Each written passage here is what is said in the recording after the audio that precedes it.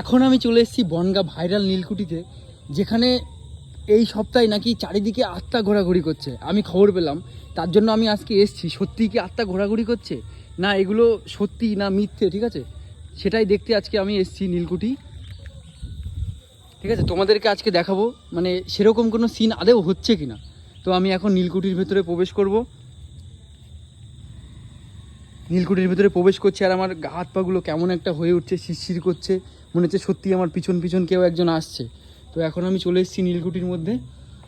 নীলকুঠির মধ্যে এসে মনে হচ্ছে আমার পিছন পিছন কেউ একটা হাঁটছে, আমার পাশে পাশে কেউ একজন যাচ্ছে, এটা একদম সত্যি। হঠাৎ করে আমার ঘড়ির আলোটা জ্বলে উঠলো।